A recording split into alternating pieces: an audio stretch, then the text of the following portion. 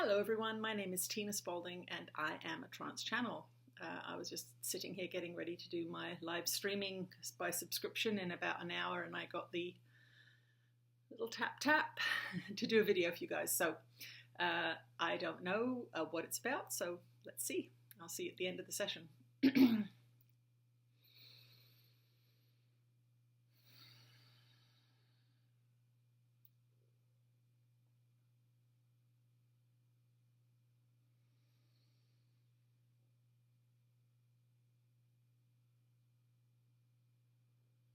I am that one that you know as Jesus, and I am here to communicate with you today with love and with the awareness of your true nature. You do not know who you are, and that is not your fault. You have been trained out of listening to that deep inner guidance from the time you were a little being. How do you recover from the conditioning programs of your society? This is really the fundamental issue that all of you are facing with the problems in your life, whether it's financial problems, financial fear, whether it is sexual problems, whether it is relationship problems or family problems. You have been trained away from being loving to yourself and others early on in your psychological, mental, emotional development. What we want you to understand is that your spiritual connection is always there. And this is not damaged by your conditioning. It can be overshadowed by your conditioning. It can be pushed away by your conditioning. But your spiritual connection is always there. And this is the thing that this society in which you live tries to convince you otherwise. So if you are in a traditional religious situation, going to church, these kinds of things, believing that God is outside of you, then you are told that you are alone, and the only way for you to have that spiritual connection is to go to church or to pray to a God that seems to be separate from you. If you are in a secular world, which most of you are these days, even though you are watching a spiritual video, you live in a secular world that tells you you're a body, that tells you that you must have money to be okay, that tells you that you must have retirement savings or you'll be living on the streets. These are the messages of secular society trying to get you into working in the slave market, which is your workaday world, trying to get you to spend to feel better, these kinds of things. So both of those systems, one secular, one seemingly spiritual, but we say religiosity is not spirituality, is telling you that you are not connected. And this is a reflection of you. You believe you're not connected. You have not been educated properly in the fact that your spiritual connection to the divine, the energy that pervades all things, that is love-focused, is connected to you. And that is the fundamental issue of your problems. The fundamental issue of your problems is that you go to the world to try and solve something that is a spiritual issue. The belief that you have been abandoned by everyone, everything, including the God that you believe in or that you don't believe in. So what we want you to understand is that the conditioning process of separation that is reflected back to you in your society is there because of your belief in separation. This is the grand projection. It means that you are all creating a world based on your beliefs about reality. Yes, these beliefs have been taught to you by people, but you are using your incredible power to reinforce those beliefs in powerlessness and isolation and separation. What we are teaching through this being and through many other beings who are channeling us is that your focus must be on your spiritual connection, because that is where your true power lies. That is where your real influence lies. When you are connected to that benevolent force that permeates everything, all that is God, love, knowing, whatever you want to call it, when you are connected through use of your own free will, through use of your own initiative, then this world out here begins to make sense to you, because you begin to look at it truly and properly as the demonstration of separation that it is, as a reflection of your belief in separation. What happens as you begin to connect to spirit through studies like A Course in Miracles, we will throw that in there because it is the document that is designed to reconnect the awareness that you are connected. It's designed to train your mind back into truth, away from separation, so that you can begin to see yourself and the world clearly. It is not a path to enlightenment per se, but it is the first step up the ladder towards the light. And when you study the lessons of A Course in Miracles, when you come to understand how your own beliefs and thoughts and ideas are creating your own suffering, and consequently creating a mirror of powerlessness, fear, and degradation out there in front of you, war out in front of you, then you begin to clean the lens on the projector. Because as you are well aware, when you go to a movie theater, if there is something on the projector's lens, it doesn't matter how the movie changes. That fault will be there. And that is what is happening to all of you. The faults of perception in your own mind, the misbeliefs, the distortions under which you are functioning, have to be reflected in the world. And so this makes you tremendously powerful. This makes you tremendously influential.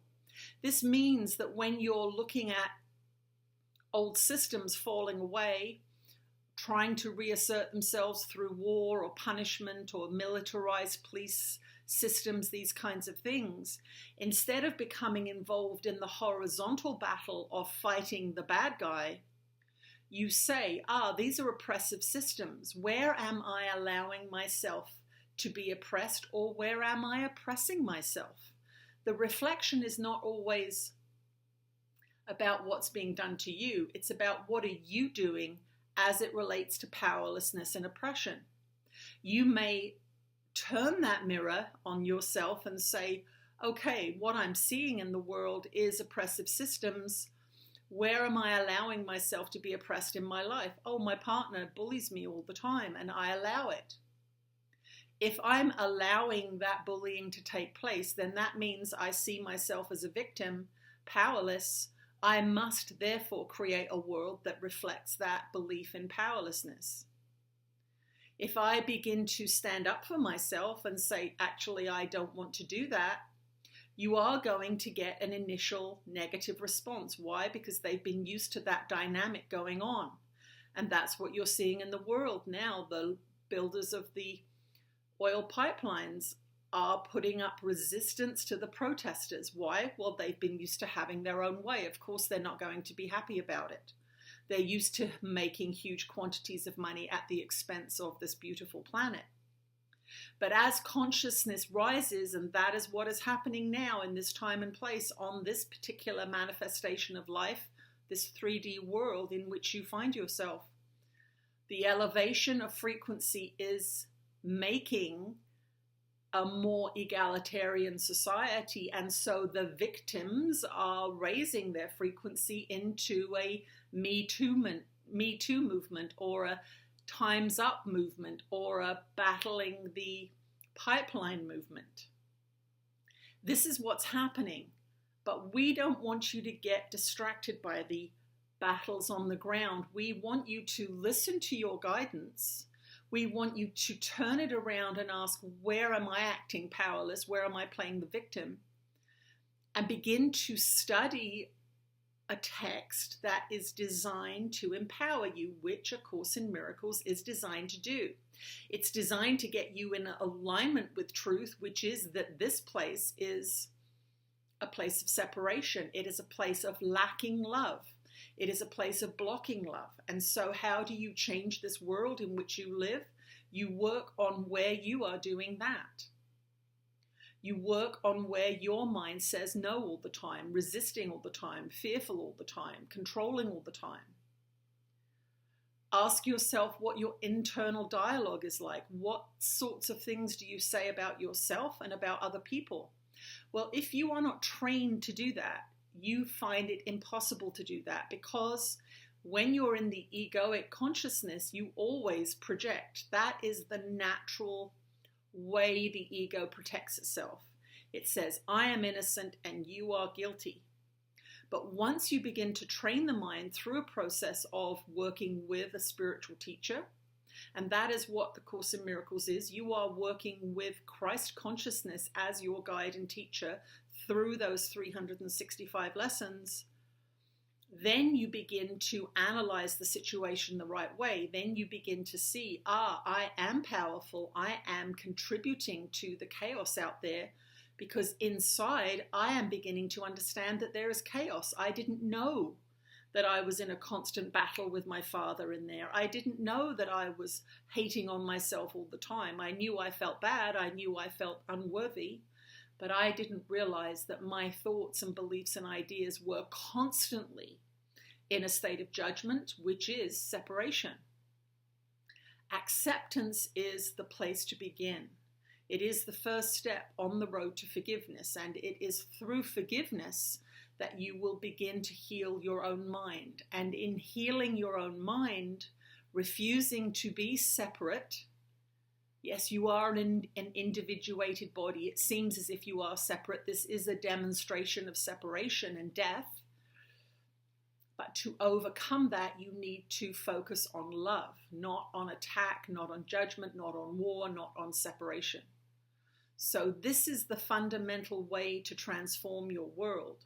This is the fundamental way to bring peace to the mind, because you are reintegrating it. You are saying, this is all of me here. There is this seeming self that is, we will say, Tina, and there is this world that is Tina's projection. To reunite the truth of your wholeness, you must begin to accept that this is a projection and that you are laying everything bad out there and keeping yourself innocent. And that is how separation works. Once you begin to forgive and practice not judging, stepping back from judgment, loving kindness, you can call it in Buddhist practice, then you are beginning to respond to the projection in the correct way, and you begin to get a level of peace in the mind, because you are not constantly working to keep half of your mind at bay, away from you. But what this requires of you is courage, because if you stop blaming other people for how you feel, other countries for your problems, then you have to face the upset and sadness in your own experience, your own internal world. And that is what you are not trained to do in this society. And that is why we are bringing these teachings through this being, so that we can help you along the path to understanding how you generate fear, how you generate suffering, how attacking other beings and being fearful doesn't protect you. It inflicts pain upon your own beliefs and ideas and your own mind. So we love you very much, and there are many beings on this side at this time willing to step up if we are invited. Make sure that you are in a place of temporary peace when you call us in. Ask us to assist you, but step up your game now and begin to study material that is leading you along the path to awakening. Stop reading trashy magazines, stop reading or watching entertainment shows, and begin to really dedicate yourself to relieving the pain in your mind. Because all of those other distractions are just that. They are ways that you avoid the feelings inside of you, and these negative beliefs and ideas are not going to go anywhere unless you deal with them. They are not going to go anywhere unless you step up your game and say, why am I so angry? Why am I so resentful? Why do I hate this person or myself? If you are not willing to go inside where heaven is and hell is, if you are not willing to go in there, then you cannot change anything by moving the chairs around on the Titanic. You've got to change the direction of the ship by getting into the fundamental structure of your mind, which is either loving or unloving. And the more loving you become through the practice of forgiveness, the more peace you will attain, the more connection you will feel. It's always there, but when you're in these low frequency, fear-based beliefs and ideas, it is invisible to you. But as you focus on love and forgiveness more and more, you align yourself with that vertical energy flow and you begin to heal. Constantly looking to others as the problem or the solution is not going to work. However, we will say that through relationships with other people, through these practices of forgiveness, you will heal not only yourself, but you will heal the world. So this is not something to be done in isolation, although in the beginning of a spiritual practice, you will want to spend a considerable amount of time by yourself reading materials and learning things. You have to do that, and this is very distressing for people at the beginning of their spiritual practice. They think, oh, they're going to be isolated all their whole life. To be a spiritual person, you have to be by yourself. No, but you do need to educate yourself in truth. You do need to spend some time each day studying and reading material that is wise and in alignment with love. I am that one that you know as Jesus, and these are challenging times because the frequency of your planet is causing every untruth, every lie, every secret, every dirty little game to be revealed. Do not despair. Do not think that your world is going to end. Your world is being cleansed of the darkness. And what does the light reveal? It reveals the dust bunnies and the dirt in the corners that you couldn't see in the dark. So remember that that is what is happening. The light is increasing physically and literally and figuratively, and you are now going to be able to see the dirty corners that were hidden by shadows. Be glad that you can see it now. Be glad that you can then set up a program of cleansing and removing that filth from your world. When we say filth, we don't mean badness. We mean dead energy, unloving energy, things that have been allowed to fester. So just like it is difficult to clean an infected wound, this is what's happening on your planet now.